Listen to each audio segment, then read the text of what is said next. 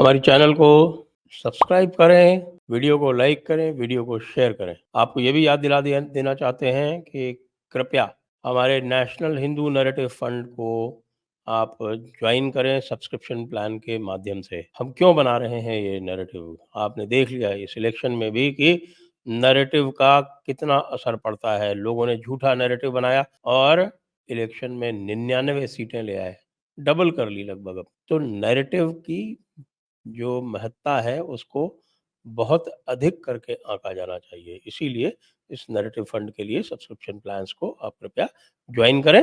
ये join button के अतिरिक्त है, यानी उसके एवज में है। नमस्ते, आप सभी से अनुरोध है कृपया सब्सक्राइब करें चैनल को, वीडियो को शेयर करें और लाइक भी करें। सभी बीजेपी समर्थकों की बीजेपी से बड़ी भारी शिकायत है और वो शिकायत ये है कि भाई बीजेपी अपने सपोर्टर्स को सपोर्ट नहीं करती और लगातार ये देखा जा रहा था, आप भी देख रहे हैं कि बीजेपी समर्थकों के विरुद्ध इक्की-दुक्की जो सरकारें हैं ऑपोजिशन की, वो तुरंत एफआईआर दर्ज कर लेंगी और उसके बाद किसी को भेज देंगी और उसको अरेस्ट उठा लेंगे। भी भीखू मात्रे वाले जो अकाउंट वाले हैं विनय नायक, उनको कर्नाटका सरकार के यहाँ अरेस्ट करके ले गए।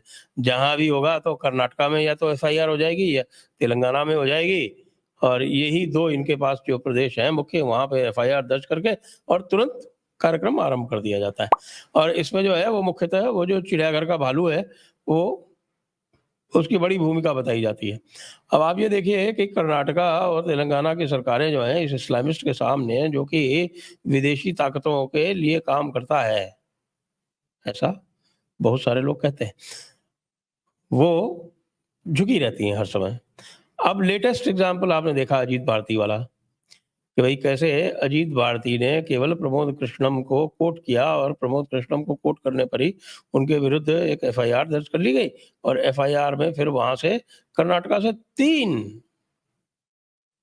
तीन पुलिस वाले आ गए खाली एक नोटिस सर्व करवाने। भाई नोटिस सर्व करवाने के लिए आजकल तो भाई ईमेल के थ्रू नोटिस सर्व होता है और वो उसको परफेक्टली लीगल मांगा गया। उसके लिए 3 आदमी क्यों भेजे गए थे? 3 आदमी इसलिए भेजे गए थे कि मौका मिले तो पकड़ के ले जाए।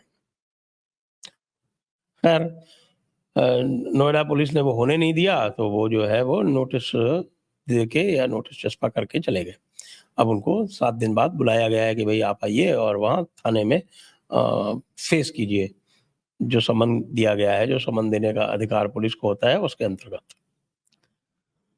तो अब आप ये बताएं कि इस तरह का हैरेसमेंट यदि लगातार कोई करता रहे तो जो समर्थक हैं वो क्या करेंगे? चुपचाप ही तो बैठेंगे।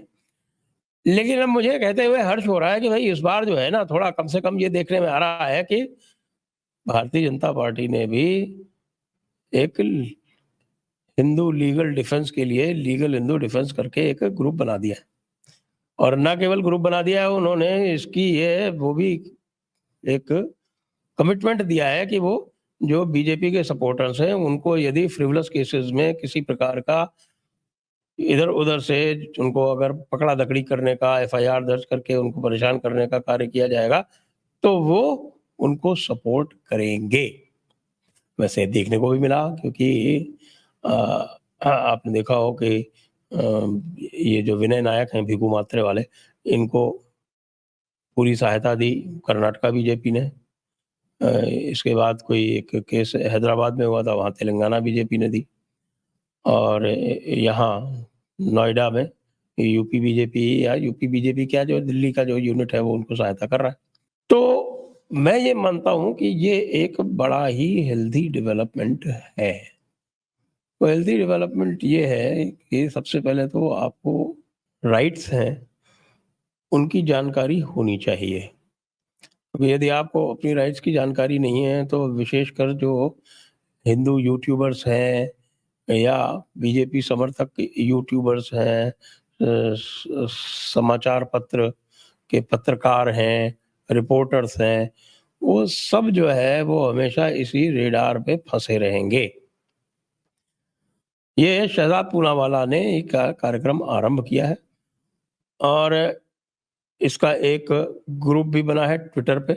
इसका हैंडल है @लीगल हिंदू डेफ और इसका जो अकाउंट का नाम है वो है लीगल हिंदू डिफेंस।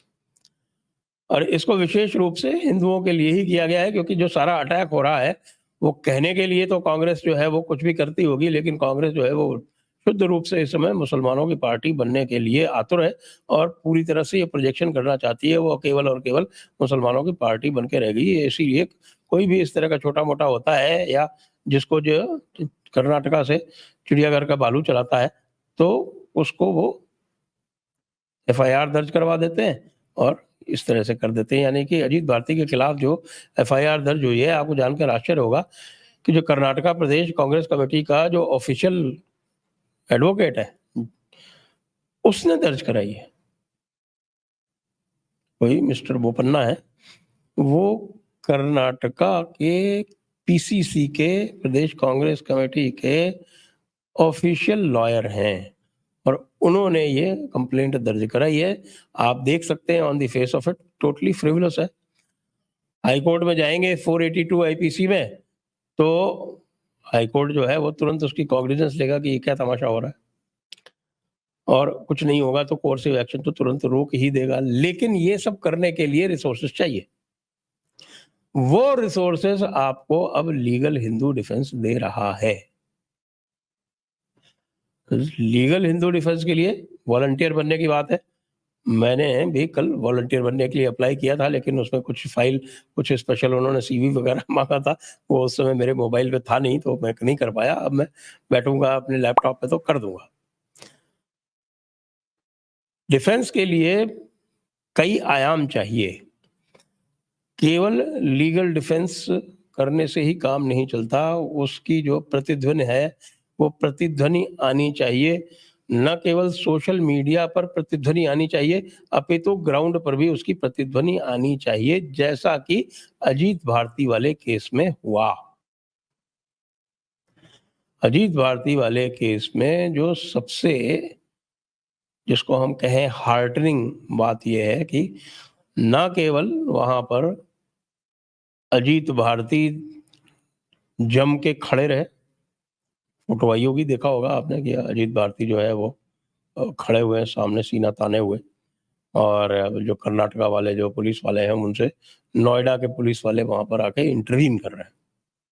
तो इसमें जो है वो आपने देखा कि पूरी एक अजीत भारती स्वयं घबराए नहीं, हिले नहीं, एक बात। दूसरी बात, पुलिस ने जो लोकल पुलिस थी उसने भी बड़े प्रॉम्प्टली और तुरंत उनकी आकर मदद की। दो बात हो गई। तीसरी बात जो ये है कि इस चीज को सोशल मीडिया पे बहुत तेजी से टेकअप कर लिया। हम सभी ने किया, आपने भी किया, मैंने भी किया, सभी ने किया।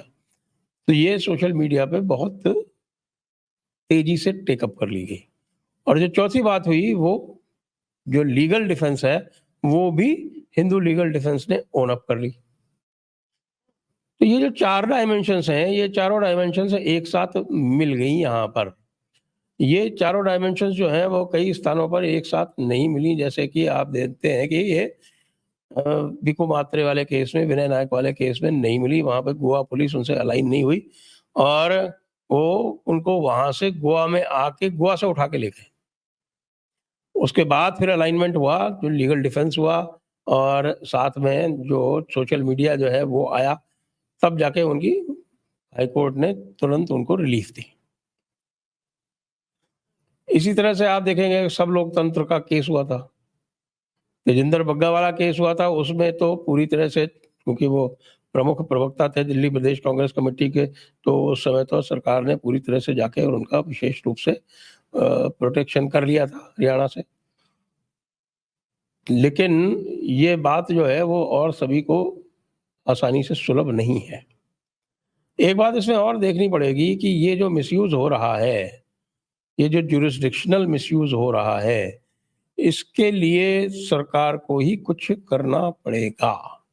तो सरकार को इसलिए करना पड़ेगा कि कोई व्यक्ति बैठा हुआ है दिल्ली में, दिल्ली से वो यूट्यूब चला रहा है या दिल्ली से वो ट्विटर पे कुछ डाल रहा है, सोशल मीडिया का उपयोग कर रहा है, और मान लीजिए किसी का डेफेमेशन भी कर रहा है, तो एक अनकनेक्टेड व्यक्ति जो है वो उठा के उसके खिलाफ एफआईआर करा देता है। ये एक हैरेसमेंट का टूल हो गया है। सरकार को अपनी न्याय संहिता में ज्यूरिसडिक्शन के पॉइंट ऑफ व्यू पे इसमें क्लैरिटी लानी पड़ेगी कि कैसी सिचुएशन में आप ओपन ज्यूरिसडिक्शन का यूज कर सकते हैं और कैसे वो पॉइंट हैं जिसमें ओपन ज्यूरिसडिक्शन का उपयोग ना करके रिस्ट्रिक्टेड ज्यूरिसडिक्शन करना पड़ेगा। जो व्यक्ति जहां बैठा है वहीं पर ज्यूरिसडिक्शन होगा, इस प्रकार का प्रावधान करना पड़ेगा कतिपय मामलों में। जनरल क्राइम की बात नहीं कर रहा, लेकिन ये जो पर्टिकुलर ये इस तरह की क्राइम्स हैं, इसमें तो ये देखना ही पड़ेगा कि ये करना ही पड़े। तो आप लोग इस बारे में अपने विचार हमसे शेयर करें, साझा करें, कमेंट करें, बताएं कि भाई जो हम सोच रहे हैं क्या ये लाइन ठीक है, ये इस पर हम आगे कैसे आगे और बढ़ सकते हैं। जय हिंद, जय भारत, वंदे मातरम।